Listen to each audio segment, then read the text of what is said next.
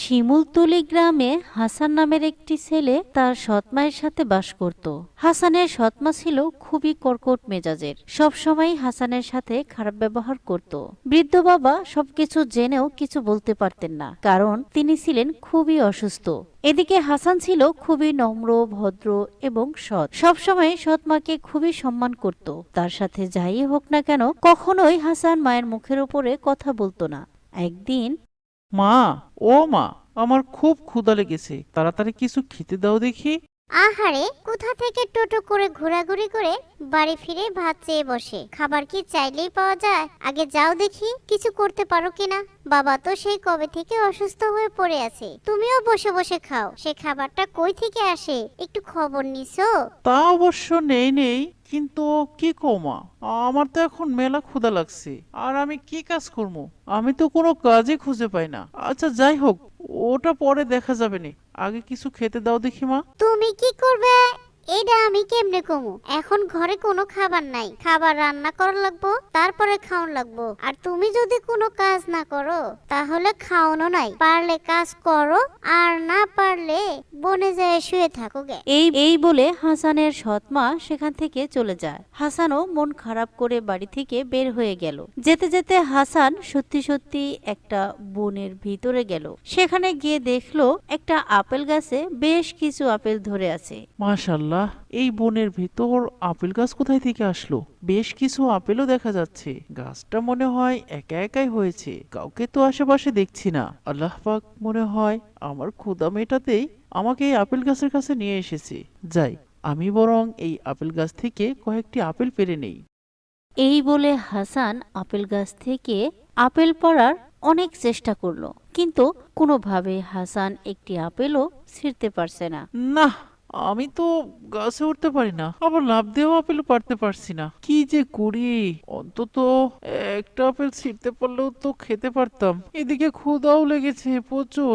যাই, আমি বরং জঙ্গলের ভিতর থেকে একটা লাঠি নিয়ে আসি।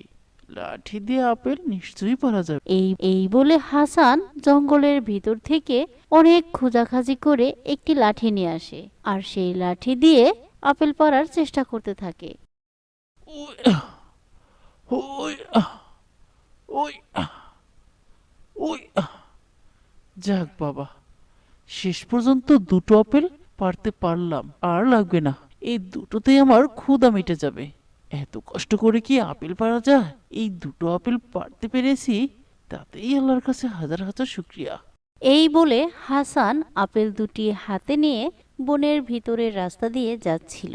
হঠাৎ তার সামনে একজন বৃদ্ধ মানুষকে দেখতে পেল। বৃদ্ধ লোকটি হাসানকে দেখে বলল, বাবারে, আমার খুব ক্ষুধা লেগেছে, আমাকে কিছু খেতে দে বাবা।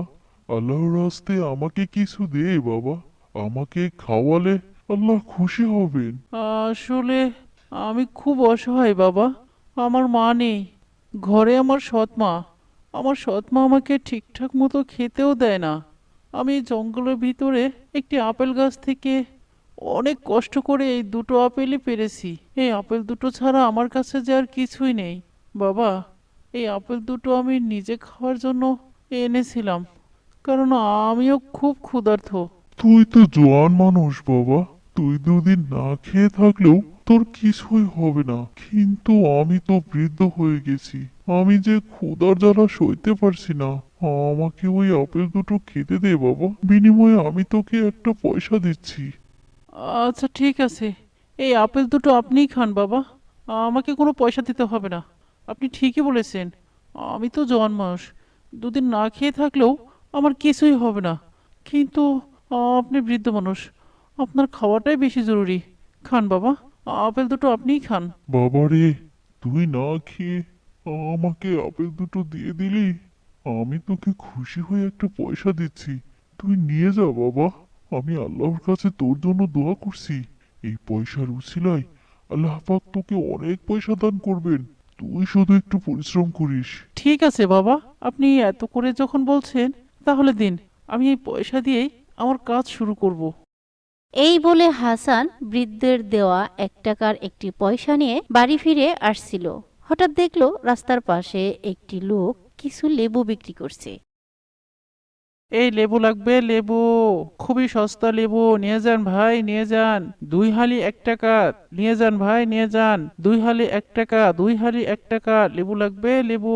2 হালি 1 টাকা, 2 হালি 1 টাকা।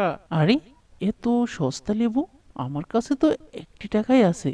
তাহলে আমি এখান থেকে 2 হালি লেবু কিনে নিয়ে যাই। এরপর এই লেবু আমি বাজারে বিক্রি করব। কাকু, আমাকে 2 হালি লেবু দিন তো।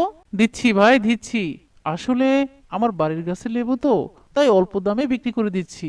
এই নিন ভাই, খুবই ভালো লেবু, তাই বুঝি? তাহলে তো খুব ভালো হবে। এই নিন কাকু, আপনার 1 টাকা। এভাবে হাসান 1 টাকা দিয়ে 2 হালি লেবু কিনে শিমুলপুর গ্রাম থেকে পলাশপুর গ্রামের বাজারে এসে বিক্রি করতে বসে পড়ল। এই লেবু লাগবে, লেবু 1 হালি 2 টাকা। লেবু লাগবে ভাই, লেবু 1 হালি 2 টাকা, নিয়ে যান ভাই লেবু, একদম ভালো লেবু, 1 হালি 2 টাকা। আরে বাছা, 2 টাকা হালি লেবু, আমাকে পুরো 2 হালি লেবু দিয়ে দে দেখি, আমি তোকে 4 টাকাই দিচ্ছি। ঠিক আছে কাকু, আমি আপনাকে পুরো 2 হালি ব্যাগে ভরে দিচ্ছি। এই নিন, খুবই ভালো লেবু, খেতে বেশ মজা পাবেন। এভাবে হাসান 1 টাকা দিয়ে তার ব্যবসা শুরু করলো। প্রতিদিন শিমুলপুর গ্রাম থেকে লেবু কিনে পলাশপুর গ্রামের বাজারে বিক্রি করতে থাকলো। এভাবে বেশ কিছুদিন চলে যায়, আর হাসানের বেশ কিছু টাকাও জমে গেল। একদিন হাসান তার সবগুলো টাকা বালিশের নিচে রেখে দিল, আর তখনই তার সৎ মা হাসানকে টাকাগুলো বালিশের নিচে রাখতে দেখলো, আর মনে মনে ভাবলো, আরে, হাসানের কাছে এত টাকা কোথায় থেকে আসলো? বুঝতে পেরেছি, লুকিয়ে লুকিয়ে টাকা জমানো হচ্ছে না। দাঁড়া, দেখাচ্ছি তোর টাকা জমানো। এভাবে হাসানের সৎমা হাসানের টাকার লোভে পড়ে গেল। এরপর হাসান যখন ঘুমোচ্ছিল, তখন তার মা চুপি চুপি হাসানের সবগুলো টাকা চুরি করে নিয়ে যায়। ঘুম থেকে উঠে হাসান যখন কাজে বেরোবে, দেখলো তার বালিশের নিচে একটি টাকাও নেই। হায় আল্লাহ, আমার টাকা কোথায় গেল?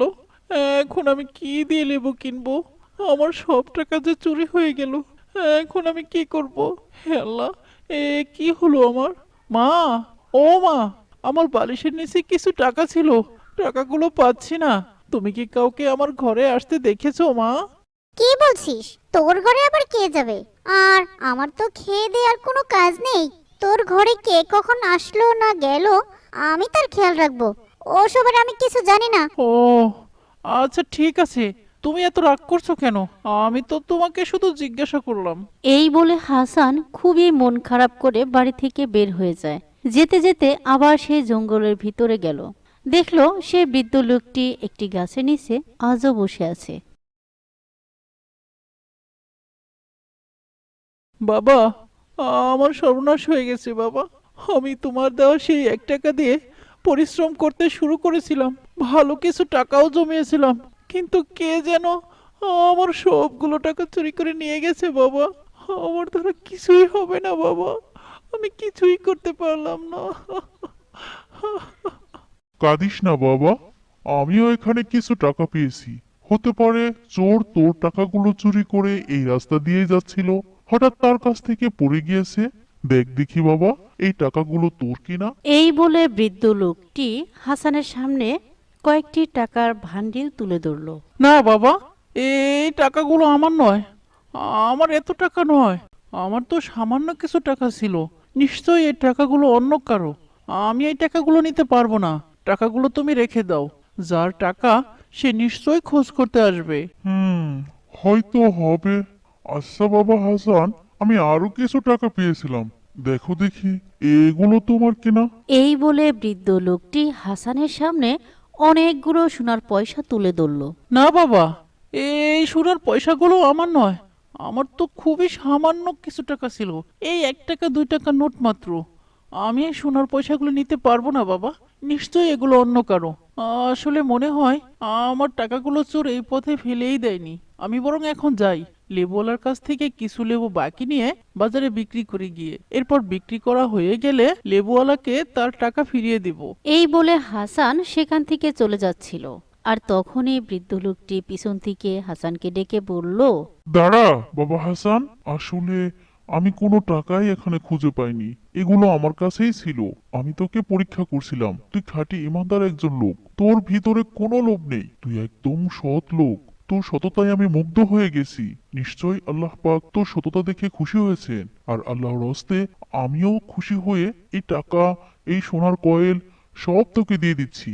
নে বাবা, এগুলো নিয়ে তুই নতুন করে ব্যবসা শুরু কর। কি বলছেন বাবা? আপনি আমার পরীক্ষা নিচ্ছিলেন আর এই সব টাকা সোনার কয়েল আমাকে দিয়ে দিচ্ছেন? আলহামদুলিল্লাহ, সবই আল্লাহ পাকের ইচ্ছা। আপনি আমার জন্য দোয়া করবেন বাবা। যাই, আমি এখন এগুলো দিয়ে নতুন করে ব্যবসা শুরু করি। এই বলে হাসান টাকা আর সোনার কয়েলগুলো নিয়ে বাড়ি ফিরে আসে আর তার সৎ মায়ের কাছে সব কথা খুলে বলে। হাসানের সৎ মা ছিল খুবই লোভী মহিলা।